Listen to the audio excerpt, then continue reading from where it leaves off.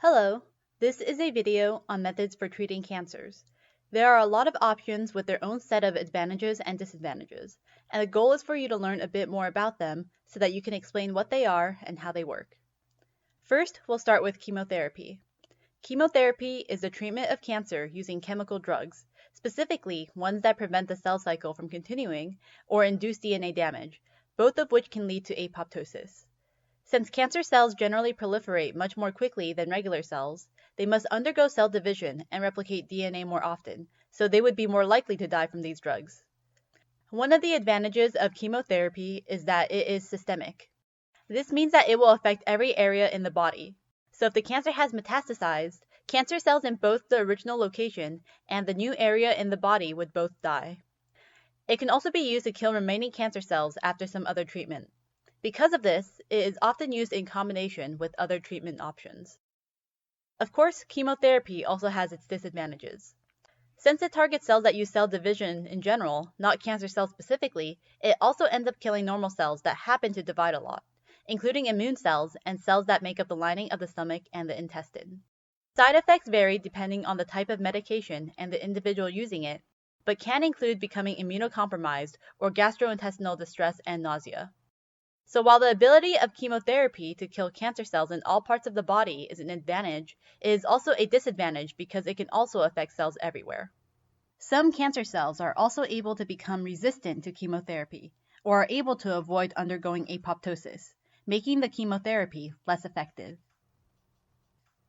Next, let's talk about radiation therapy. This involves the use of radiation to kill cancer cells. Unlike chemotherapy, radiation therapy can be either systemic or localized. Total body irradiation will affect the entire body and is generally used to treat leukemia, a general term for cancer in immune or blood cells. This helps destroy the immune system so that it can be replaced with a transplant of hematopoietic stem cells, which will then go on to regenerate the immune system with non-cancerous immune cells.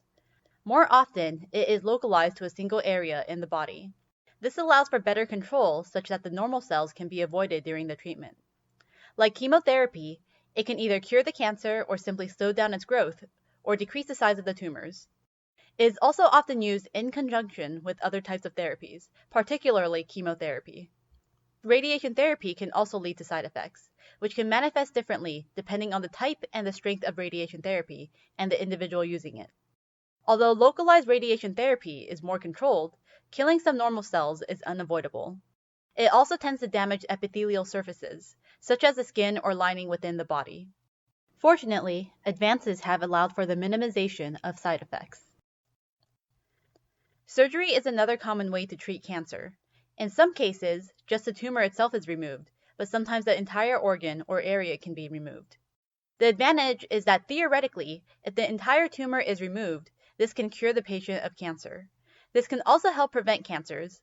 For example, someone who is born with the mutant copy of BRCA1 and knows they have a higher risk of breast cancer because of it, may decide to get both of their breasts surgically removed to prevent it. This is called a double mastectomy. There are a few disadvantages to using surgery alone. First, surgery cannot be used for cancers that involve blood and immune cells, such as leukemia. Second, it is very difficult to know for sure that all cancer cells have been removed. If a single cancer cell remains undetected, whether because it wasn't seen or it had metastasized to another location without being noticed, it can easily regrow into another tumor in a process called recurrence. For this reason, chemotherapy or radiation therapy is often used after the surgery to help kill remaining cells. Third, some tumors are very difficult to remove, whether due to their size or their location. Sometimes chemotherapy or radiation therapy is used to help reduce the size of a tumor before the surgery. In other cases, a surgery may be impossible because it would cause too much harm to an essential organ, and the cancer would have to be managed in other ways. Another major type of therapy is hormonal therapy, which blocks hormone signaling to cancers that use these hormones to grow. This is most effective when the cancer is in an organ that responds to hormones, such as in breast cancer or prostate cancer. It's a good alternative for people who either can't get or don't want surgery. However, there can still be a lot of side effects since hormone signaling is important for our body. It is also unable to cure cancer by itself, and instead is mainly used to keep the cancer under control. Targeted therapy is a type of therapy that involves the use of biologically derived drugs to treat cancer. They are able to be more specific in targeting cancer cells based on markers or mutations that are specifically present in cancer cells but not normal ones. For example, a cell might have a membrane receptor that gets mutated by the time the cell becomes a cancer cell, or the number of that type of membrane receptor may be increased. The drug can then bind to the receptor to kill the cancer cell.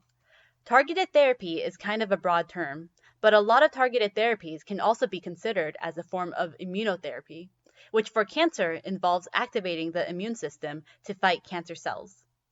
This is important because cancer cells are usually able to avoid the immune system since they originally came from a normal non-cancerous cell, and for most people, their immune system would not want to attack their own cells. For this reason, immunotherapies used to treat cancer involve activating the immune system to target the cancer cells. Cancer immunotherapy can be divided up into multiple categories. One type is monoclonal antibody therapy. An antibody is a Y-shaped protein made by B cells in the immune system that are able to bind to a specific region of another protein. This allows the immune system to recognize foreign particles called pathogens, such as bacteria and viruses, so that they can be neutralized or destroyed. Usually, the immune system creates multiple antibodies that recognize different parts of the protein. However, this would not work well for cancer immunotherapy because each of these antibodies has different levels of binding strength and specificity. Instead, a single type of antibody that can bind to the protein with high strength and specificity is used. This is called a monoclonal antibody. Monoclonal antibodies are often abbreviated as MAB, so if you ever see a drug with a name that ends with MAB, that's a pretty good indication that this is a monoclonal antibody therapy. The main advantage is that it is highly specific, since the antibody will recognize a protein that is specifically found on cancer cells but not normal cells. The antibody will then bind to this protein and tell the immune system to attack the cell that the protein is attached to.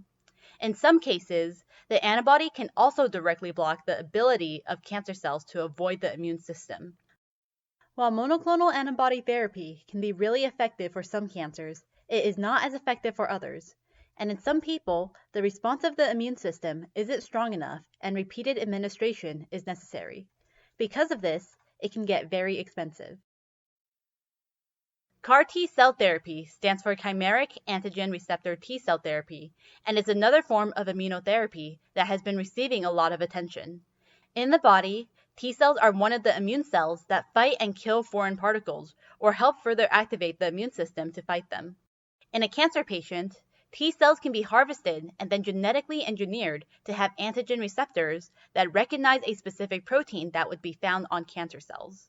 The resulting CAR T-cells are then given back to the patient, and these then bind to cancer cells to either kill them directly or stimulate an immune reaction against them. CAR T-cell therapy is very promising in that it has been shown to be long-lasting and can continue to target remaining cancer cells, potentially preventing recurrence. However, there are of course still some possible side effects, and as a relatively new therapy, there is still a lot of research being done on it. There are now several FDA-approved CAR T-cell therapies, most of which are used to treat lymphomas and leukemias. The first was actually approved as recently as 2017. In summary, there are many types of cancer treatments. In this video, you learned about chemotherapy, radiation therapy, cancer surgery, hormonal therapy, and immunotherapy, which includes monoclonal antibody therapy and CAR T-cell therapy. Of course, there are many more types of treatments, but this covers a pretty good chunk of them. Thank you for watching.